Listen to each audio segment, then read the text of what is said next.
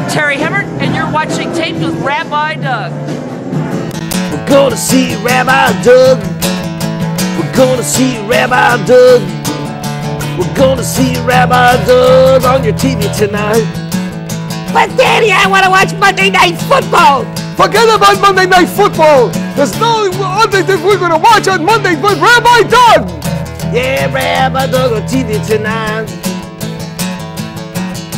We're gonna see Rabbi Doug. Oh, everybody talk about that. Shalom and welcome to Taped with Rabbi Doug. I'm here with Terri Hemmert. Hi, Rabbi. She is the MC, and we are here at the Fest for Beatlefans 13. And what number fest is this, Terri? Last time I checked, about 84. 84.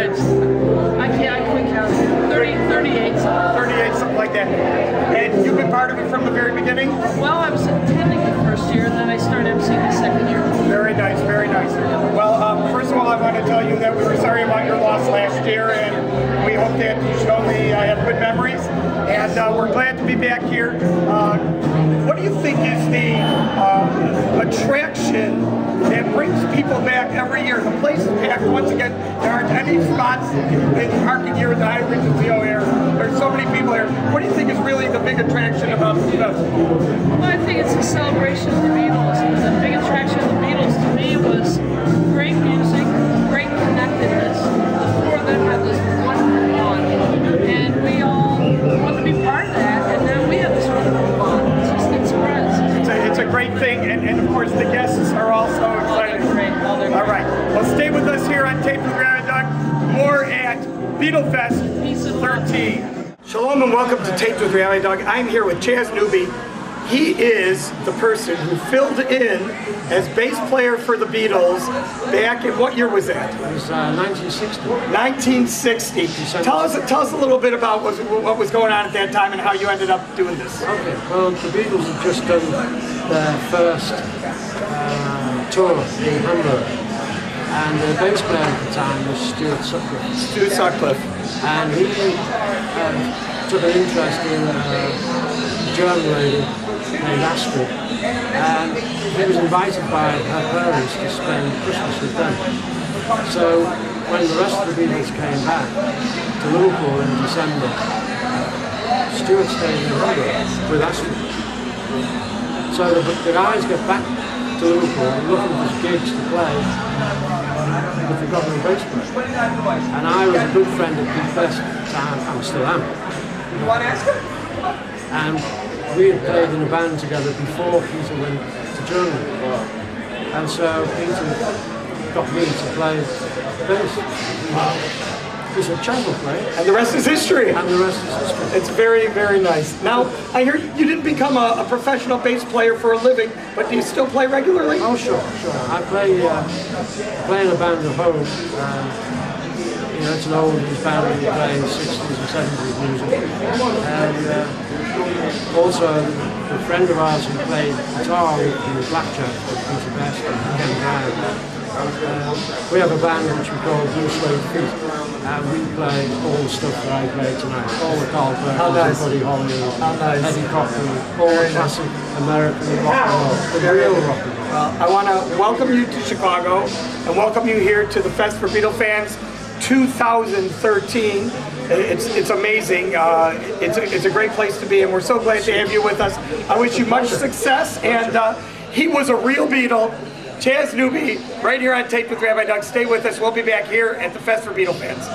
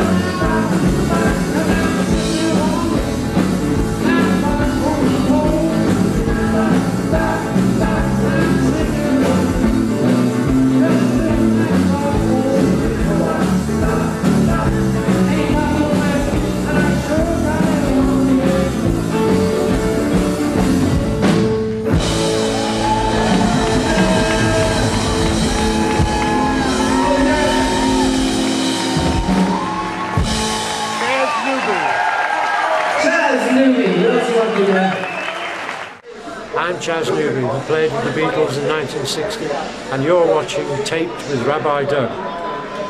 So welcome back here on Taped with Rabbi Doug. We are here at the Fest for Beatlefans 13, and I'm here with Greg Kihn. Welcome to the show.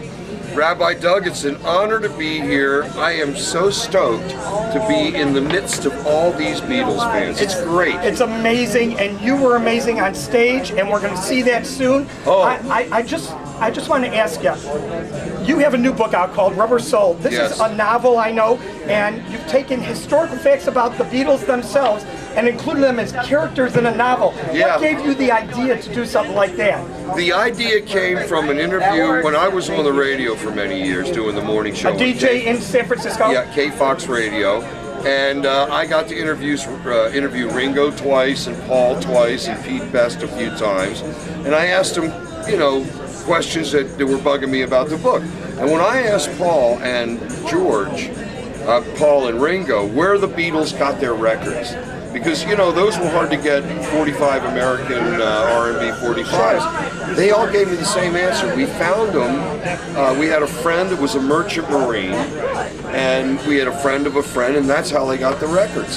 So over the years, guys would make friends with the Beatles. It gave me the idea for the character Dustbin Bob, who runs a stall at the flea market, and he sells the records. And one day the Beatles come by and they see a bin full of Chuck Berry and Fats Domino and you know, Muddy Waters records, and they're like freaked out. So they can't afford to buy them because at this point in their lives they're too poor. So they have become lifelong friends with Dustbin Bob, and he continues to supply them with the records, which really constituted their early repertoire. Talking like Twist and Shout, Please Mr. Postman, Money by Barrett Strong. I mean, the list goes on and on. There was that many. And they all came from Dustbin Bob, who is a fictional character, by the way. And that's what gave me the idea. And then, of course, they were lifelong friends, and in the end, Dustbin Bob saves them from an assassination attempt. How cool, how cool. Yeah. How does a guy who's been a DJ for years become someone who goes out on the road with a band and get hit songs? How does that happen? Because here in Chicago, Jonathan Brandmeier, here Johnny and the Leisure Suits, their music was so popular in Chicago. When he went to LA, he had some popularity, but he never got outside of Chicago and LA. How did you really hit the big time, and you know, with hit records nationwide and worldwide? Well, we were on Berserkly Records, so we were the first of the independent labels of the modern age. So before Stiff and all those other labels, predating New Wave and Punk, Berserkly started putting out these little records. We started with Chartbusters in 1975. My first album came out in '76. We made an album a year for 18 years, if you can believe that. I mean, the little label that could, and we really had no budget. We just used the money from the last album to make the next one. So by the 7th album, which was Rock and Roll, we had our first top 10 hit, the breakup song. Well, life started to get a lot easier, but you can imagine 7 albums without a hit. You know, in those days they would play album cuts on FM radio, so we could get album airplay, and we would tour around the country. We would play places like the Agora and Bogarts and the Bottom Line and the Paradise in Boston and the Keystone in Berkeley and Roxy in LA. And there was a circuit that you could do if you didn't have a hit record. You were getting moderate FM airplay, and that's we just built and built and built. And by the 7th album, radio was so friendly to us that they jumped on the breakup song. I think it was the Ah-Ahs. And it became a hit. Next thing I know, I'm on Dick Clark and everything's good. And Jeopardy followed that as a big hit. Yeah, Jeopardy was a year and a half later. That was really the first year of MTV, and we were the first concept video. We made a kind of a Night of the Living Dead video, which was a whole bunch of fun to record. We did it in one 48-hour shoot at St. Dolores Church in San Francisco.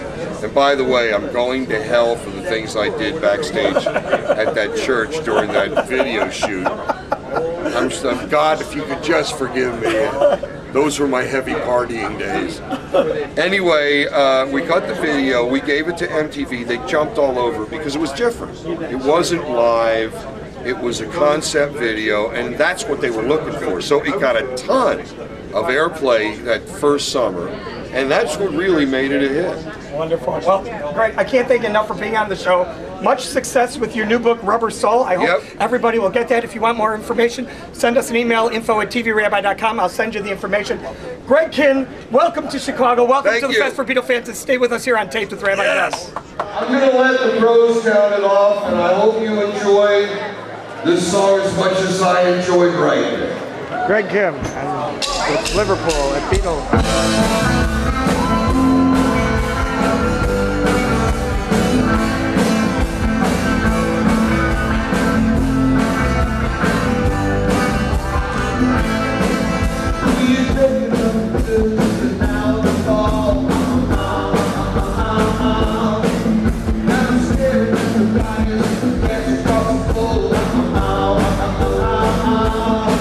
And then the man goes and goes, and he's looking down.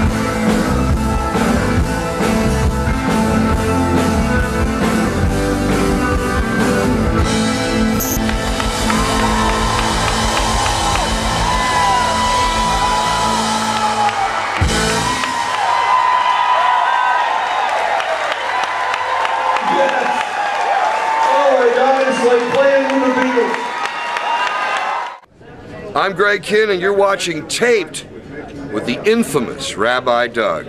Take it away, Rabbi. Back here on Taped with Rabbi Doug with Mark Hudson, Mr. Mark Hudson of the Hudson Brothers, That's Mr. me. Mark Hudson, That's of me. Mr. Mark Hudson. Mr. Rabbi, oi, gefällt well, Heidi. And I got to tell you, I'm so glad you have some different colors, so everybody doesn't think I'm repeating the same show every year. No, this is the summer look. I change it constantly. All right. What's new with Mark Hudson? What's new with the brothers? What's going on in life these days? The brothers are healthy. That's the first thing. That's good. At this point in the cocktail hours of our life, we must stay healthy. I helped Steven Tyler write his book. Great. So it wasn't necessarily musical, but it was pretty fun. I produced a new artist named Madame Mayhem. She's like a girl. She's like Ozzy with breasts. Excuse me. It's kind of like rock and roll, but she's a girl, and there aren't many girls singing That kind of rock and roll. No, there aren't. Think about it. No, there aren't. I mean, Chrissy Hines and all those guys, the girls from Heart, but that, you know, they're all like 58. I saw them last week. They're great. They're great. With Jason Bonham doing the Led Zeppelin Experience. And great show. Oh, and she can still sing like. They closed with Jason Bonham playing with Heart doing Stairway to Heaven. Isn't that great? You know, sometimes when you think about a father and a son, and you look at Ringo and Zach, and that's a pretty good testament to his dad being the best drummer in the world. Same thing with Bonham. Yeah, absolutely. Isn't it great? He is great. It was a great show. So she's up and coming. Yes, up and coming. Just finished the record. A bunch of great. Earl Slick, who was John Lennon's guitar player. David Bowie, he's on it. Rudy Sarzo from Ozzy. Great. It's a bunch of guest stars playing on it, so it's really, really exciting. You arranged some good producing on this one. Well, it's the only thing I know how to do. It's downhill after that. You know, I can't spell. I'm bad at math. I'm a good kisser, and it's downhill. Bada boom. So you're doing a new medley with Liverpool this year. I am. And did you put that together? I did. You know, I actually figured that. Here's what the problem is. You know, it's such a whirlwind of time here. And remember, the Beatles only had so many songs. Yeah. It was like, 9 years of Beatles songs, and then you're done. So you only can do so many. But I figured, one year I did the John Lennon one. With New York City, and I did all that, and I decided this year to throw a McCartney. So it's Jet, Live and Let Die, Helter Skelter, and then I did a new version of My Valentine. Which was great. It kicks. And they're going to see this right after this on the show, so that's really great. Well, this is great. Mark, always a pleasure to see you. Rabbi, great to be at the fest with you. You're a scholar and a gentleman. Well, at least you're a gentleman. And you're Mark Hudson. I certainly am. Stay with us here on Taped with Rabbi Doug. Mark Hudson. Peace.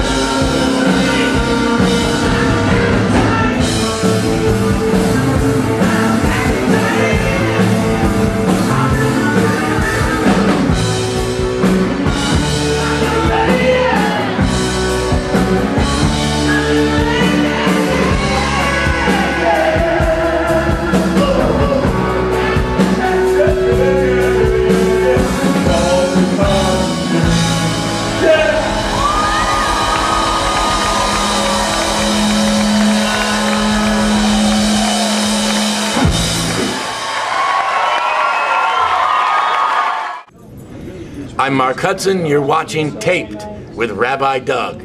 Well, that's it for part one here for the Fest for Beatlefans 13 at the Hyatt Regency O'Hare. Remember, you can check out our website, www.tvrabbi.com, where you can also see our shows on the web. If you want to email us, info@tvrabbi.com. Stay tuned next time for part two here at the Fest for Beatlefans 13, right here on Taped with Rabbi Doug. Shalom, everyone. Our musical director over here, the very esteemed, very shy, retiring Mark Hudson. Thank you.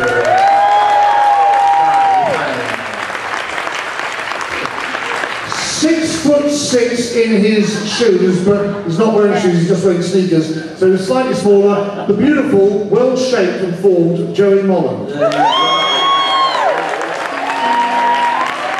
Another Liverpudlian of great distinction, the one and only Billy J. Kramer. A guest for the first time at the Fest in Chicago, Beatle for a month, Newby on bass. And no finer man can play a cardboard box or a snare than the great drummer Liberty DeVito.